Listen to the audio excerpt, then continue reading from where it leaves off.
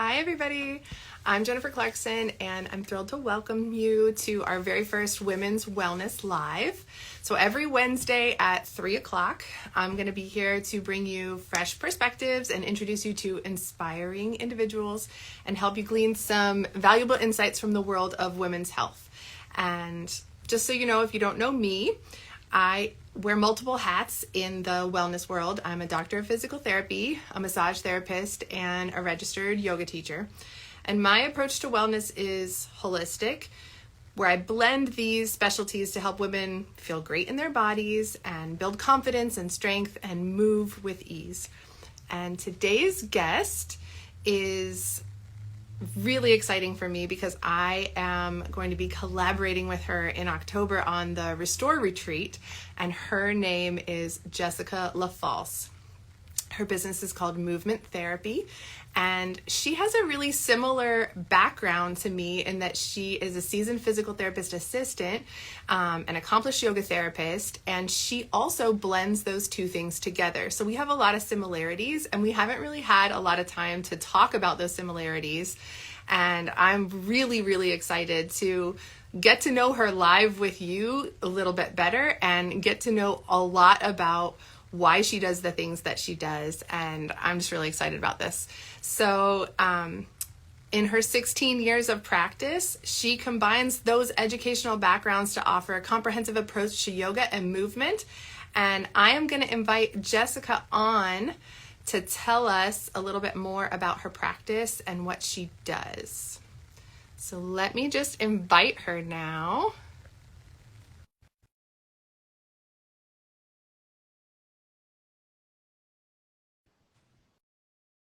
So it looks like I did it. This is my first time. Hi, I did it. How are you? I'm doing well. Hi. I don't know if you heard that introduction, but I did. Thank you. So it's so interesting because I've only been a guest, I think, one other time on a podcast, and to hear my, resume, I'm like, wow, that's pretty cool. Look what I do. So it's a reminder for me, and I think, a lot of people share this, and women too, which we're going to be focusing this talk about is, and I shared this not too long ago in my personal page, is this sometimes this tendency to like downplay our gifts and our wisdom, and I definitely do that. So I'm just going to welcome that in, receive that in. So thank you for that introduction. You're welcome. I want you to tell us a little bit more about movement therapy and how you utilize those gifts and marry them together so beautifully. Yes, yeah. So as Jen said, my background is in physical therapy. I've actually been in practice for 16 years, so since 20, whatever the math is. And I was looking back because we had planned a couple of questions, like when would I first start doing myofascial work? And I I'm such a pack rat. I have like my old CEU paper courses of myofascial release. So in physical therapy, much like most professions, you have to do CEU hours. And back in 2013, so 10 years ago, I did 2 courses with John F. Barnes. And those of you who are in the bodywork world, maybe you've heard of Upledger. And Upledger branched off and did craniosacral. John Barnes branched off and did his own kind of brand of but actually therapeutic guided myofascial release. And so in 2013, I attended 2 seminars and I got 40 hours of credits. And I was just like, whoa, this is amazing. So for those of you listening who don't know, like, that's like just telling you she went to like the guru to learn the thing. Yeah. Yeah. That's who she went to. That's who she was trained by. Yeah. Yeah, it's really amazing. And at the time, I was still fairly green in my career. I was a couple of years in, but I was really wanting to learn more and to deepen my practice as a therapist and set myself apart. So I really found this a niche area to do that with. And then after that, it was like something unlocked in me where I was like, okay, there's more to healing than just me pushing your arm through, shoulder flexion. Let's do some, knee to chest. And I just was like, it's not knee. That's great. It has its place, but there's something deeper and something more. And so that course kind of awoken that, but I was still like, I don't know what to do with this, especially as a PTA. I don't really know. I can't really start just touching people. And so at that point, I was also starting to explore yoga. And I was going to the yoga shack back when it was like tiny little shack, and my dear friend and I consider her a mentor, Allie, had encouraged me to go for my yoga teacher training, and so I did. So in 2015 I went for my yoga teacher training at a studio called Heel Sai, and that studio is no longer here, but it was an amazing like teacher studio. Basically all the teachers went there to get all their continuing education courses, because Tanya, the teacher, focused a lot on myofascial therapy. So that's where I learned and I got my certification in how to do self myofascial release. Which I'm so excited about. Yes. Here's more about. So that is what I'll be offering in the retreat. And what I find is so, I'm not sure what the word is, but even more empowering, I guess, for my clients is, yes, the hands-on is great. And as a massage therapist and pelvic floor PT, you know the importance of touch. I think it's just as, if not a little more important, for people to know how to apply that touch themselves, because at the end of the day, you're seeing patients maybe for a couple months, maybe longer if they're, you probably have some long-term clients you see every so often, but I want people to feel empowered that they can do this stuff on their own. And that's where all work comes in, foam rolling, gua sha, stuff like that, that people can really apply to themselves daily and feel like they're getting a sense of physical release, but also that sense of, connection and emotional release. So that's kind of that trajectory. Amen, sister. That's why I went back to PT school, because I've been a massage therapist for almost 20 years now. And like, I felt like massage therapy alone just bred dependence on me. And I was like, I gotta have more tools in my toolbox to be able to really take this to the next level, and just like you said, empower people to do things on their own and help them learn about their body so they can take it further. So I love that we're like on the same trajectory and like really on the same page with all of this. So I'm excited to talk more about how you marry the myofascial release, because today's talk is actually myofascial release, and help me with the other part of it, like the connection. What do we name it? The connection to, like, the actual name of our talk today. I didn't write it down. Connecting into like the feminine essence. I think that's kind of where we go. Yes. Yeah. So for me, what's been so important and is, in my work with women, but with everybody, is, how are you supposed to really heal and grow and improve and all the things that we want when we go to see somebody if we don't even know how we're feeling or can't feel? So this practice is a way to invite that sense of, like, quite literally, like, touching, especially places where you don't often, like in the belly, in the hips, to get that sense of, we call in the therapeutic world of like proprioception, interoception. Those of you who know the book, The Body Keeps the Score, have it always within hands. Read such a great book, which talks so much about the importance, the vitality of really being able to feel for yourself, feel your emotions, feel when you're hungry, you're thirsty, you're tired. And the ball work I find to be kind of that entry point for most people who can access that. What's also really important, what I find, again, working primarily with women, but again, all people, is this need to restore and replenish. And this whole theory of like, you can't pour from an empty cup. Mm-hmm. So many women, and especially the ones who are mothers or in some kind of giving profession like me, I have no children and don't intend on having children, but I'm in a very giving profession, in PT and now in yoga therapeutics. But even if you're not doing that, like you're constantly in service. No matter your profession, you're serving someone. Maybe it's your higher up or whatever. There's this constant give. And if you're not finding that ability to replenish yourself, then we get into this state of martyrdom, and feeling like, it's all on my shoulders. I have to do it all. I can't take time for myself. And if I do, I'm selfish. I'm a bad person, or I'm a bad mom. And I know I hear that theme with a lot of women and a lot of mothers especially. So this practice of being able to just carve out like 30 seconds of your day. It doesn't have to be, sometimes 5 minutes is a lot for some people, just 30 seconds of rolling the sole of your foot with like a rod roller or a tennis ball. It doesn't have to be anything fancy, just to remind yourself of like, okay, let me stop, let me drop and roll, quite literally. Stop, drop, and roll. Mm-hmm. Like that, to get into your body, to just reset and to just allow yourself time to like, whoa, I can take me time, because when I'm fulfilled, I'm able to give more to others. And it's, again, stuff that we hear, it's not new, but to like actually do it takes practice. But this is where we can start to rewrite the paradigm of, you know, burnout and resentment and compassion fatigue, which is what I dealt with, and start to move to a place of replenishment. And I want to, not I have to and I should. Right. I love that.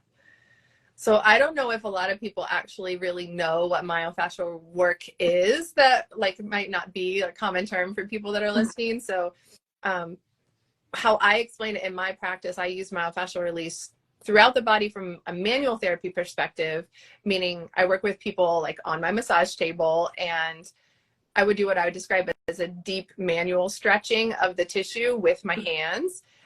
So the myofascial, meaning muscle, and fascia being the connective tissue in the body. And I actually pull it and move it around with my hands and release tissue adhesions and tension and scar tissue. And in some cases, it also affects the body emotionally and energetically, where people might have gotten their issues stuck in their tissues. I think I stole that from Lynn Schulte along the way, but I really like how that really describes it. Like, it's not as hokey as it might sound. Your issues, like if I'm stressed out, I'm like stuck in my shoulders, and people are like, I'm just holding all my tension right here. That's a real thing. And we release that tension, and you can release some of the actual stress that goes along with it. And I know from the rolling perspective, it's the same idea. You're really accessing those points in the body where you can relieve that stress emotionally and physical tension. So can you tell us a little bit about the rad rollers and your method and how that kind of works toward that? Yeah. So my method, if you will, just kind of changes over time, and kind of what I'm personally going through. I find that to be usually relatable, whether it's seasonally or I don't know. It just kind of depends. But what I like to do, and something that I do a lot with my clients and in my workshops, is especially this rad roller, this double XL one. And what I can do too is, Jen, maybe I'll send you a link. So anybody who's watching who wants to shop and like get their own tools, you can use my shopping link and get your own stuff. Awesome. We'll put that in the comments. Yes. Yeah. But what I love to do is, and this is probably something that you're aware of too, is the fascia is not like, you know, your bicep, you know, starts from here and ends here. Fascia is one continuous, and we call it a web, right? So there's this webby like sticky like consistency that if you have tension, you know, for example, let's say like in the upper traps and you're feeling it there, you know, oftentimes, and what will happen is that you'll start to create tension other places in the body because there's no beginning and there's no end. So what I'll have people do as a fun little trick is, in the beginning of a workshop or a class, I'll have people stand up and do a toe touch. Like in yoga, we call this a forward fold, and just go down. And those of you who are watching now or later can do that, like just stand up and like bend over and notice where you feel tension or tightness. For most of us, it's the hamstrings, right? All of us, quote unquote, have tight hamstrings or some kind of hamstring sensation. So what I'll have people do is do that, and then grab your rad roller or water bottle or whatever, and then roll out that foot. So I'm on the ball of my foot, the sole of my foot here, and just massage out and breathe and kind of roll. And as we know, breath work is so important for getting blood flow. Do it for a couple minutes, and then do your forward bend again, and notice that you might feel more space. And 99.9% of the time when I have people do that, like, whoa, my hamstring, that side feels better, or my other side actually feels tighter now. And it's a really cool, like, in the moment practice of like realizing how interconnected everything is. By rolling the sole of your foot, which is not your hamstring, you felt and could feel a difference. So that's something I really like to do. And so it might be like, you know, I'll have somebody breathe, notice your breath, and then do like a thoracic extension with the ball. So I guess that's probably my method, is to do like assessment, reassessment, or check, recheck. So people can feel in real time like, oh, wow, that actually is different. And also remembering like, okay, and it might stay for a little while, but it probably won't. Just like, you know, our teeth accumulate, you know, plaque. We have to floss them every day. We don't just floss once and like, I'm good. Right. You know, we floss constantly, and it's the same way we floss our fascia. Not every day, but, you know, every other day if you can. And then a cumulative effect, both, you know, in the positive and not so positive way. You know, the more you do it, great. The less you do it, probably not so great. So that's Right.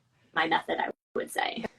I love that for so many reasons. And one of the things that I think is so important, the way you describe that, is the aha moments that happen for people when they're realizing like, oh, that is the connection. In the last pelvic floor retreat that we did, we were talking about the feet and like planting the feet on the floor and lifting the toes and spreading the toes and gripping with the toes. And one of the girls was like, oh my gosh, when I gripped, do you know what turned on?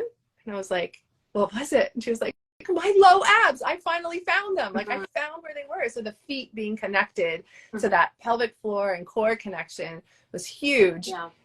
People just really need to realize how it's all tied in together. And I think that's one of the similarities between you and I, is that we had that feeling in the physical therapy perspective or the physical therapy world where it was like, this is so segmented. This is not enough.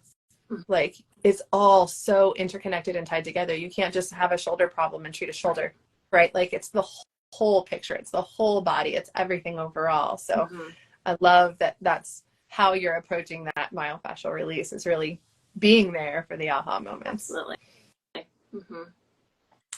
So what are the benefits that somebody can expect from the rolling practice? Yeah. Aside from that explanation you just gave us on the connection, is there any other benefit? Yeah. I mean, obviously, like right away, just that feeling of just being like, you know, more space or more loosening. I like the word release, but I think sometimes it can kind of be misguiding sometimes, like things are like letting go. It's just like, you know, a relaxing or a lengthening of your tissues that you kind of maybe feel as like a deeper stretch, for example, in the hamstrings. But what I feel too is so important is stress relief. And I think we touched on this too, like, you know, holding stress in the shoulders, and, you know, the whole science behind that being, you know, the chemicals and the hormones that are released when we're stressed in the body, like adrenaline and cortisol. If we're not, you know, constantly coming back into the body or shaking and moving, that those chemicals and those hormones get stored in our fascia or in our fat and in our body. And fat tissue, as you know, is part of the fascial system.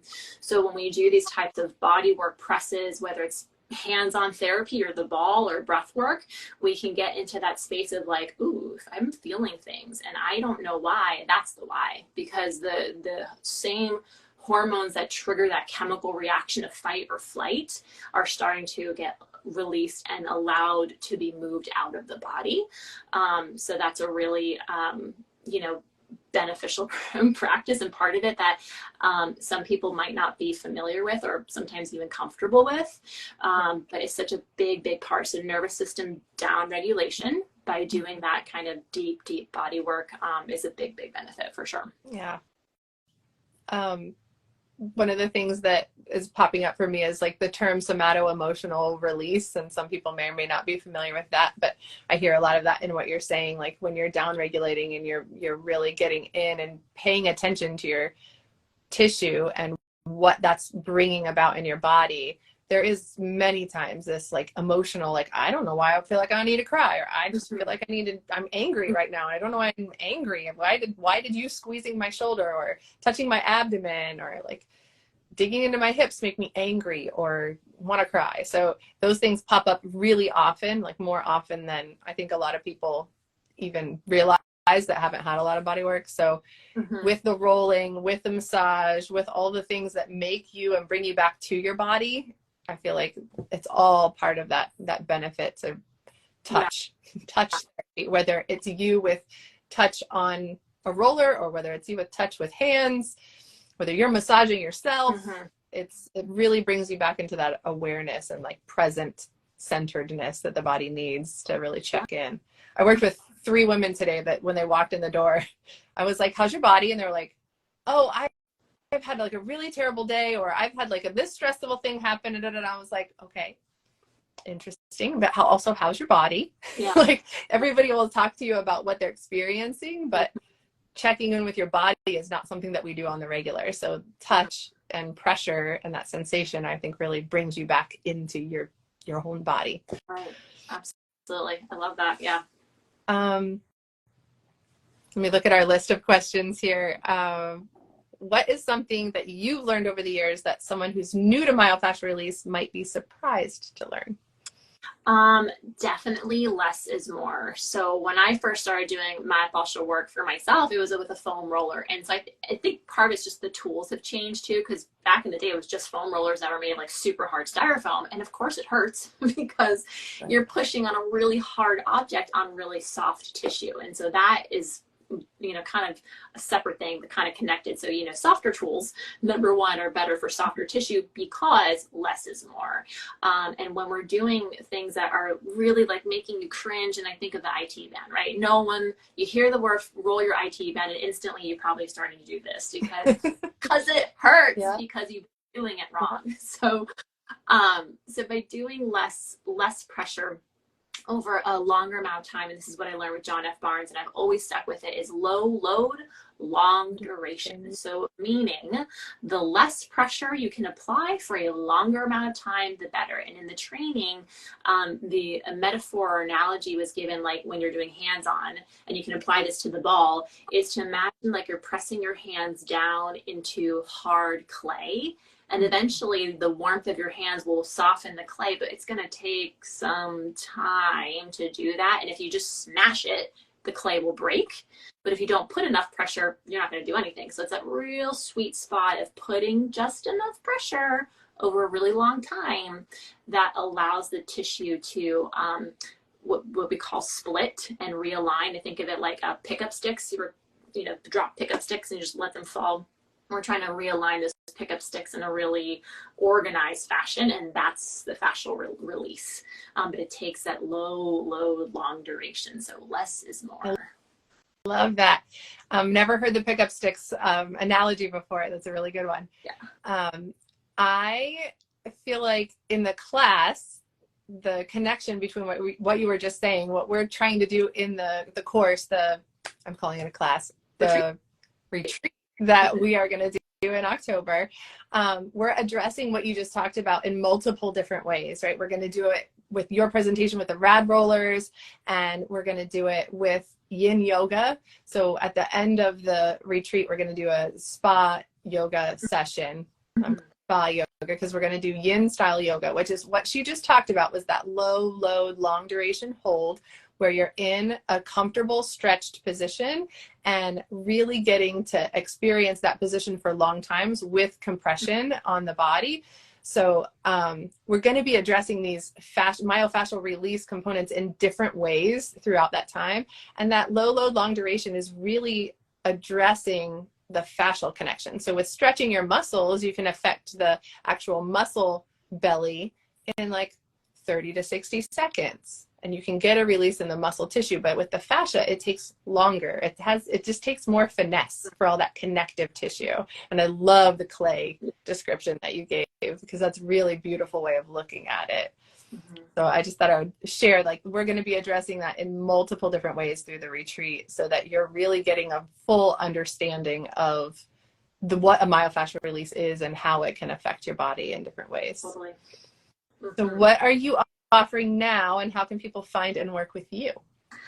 Well, you can find me on Instagram, the Movement Therapy page, and that will direct you to my personal page.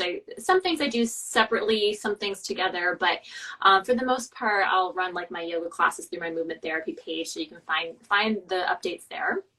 But I'm currently accepting applications for working with women one-to-one. I offer a 3-month high-level, high-touch mentorship where we'll check in and have calls throughout the 3 months. Kind of think of it like a coaching meets somatic therapy meets holistic lifestyle and wellness for women. And then also I have a weekly, actually twice weekly now, starting in October, class at Selby Gardens.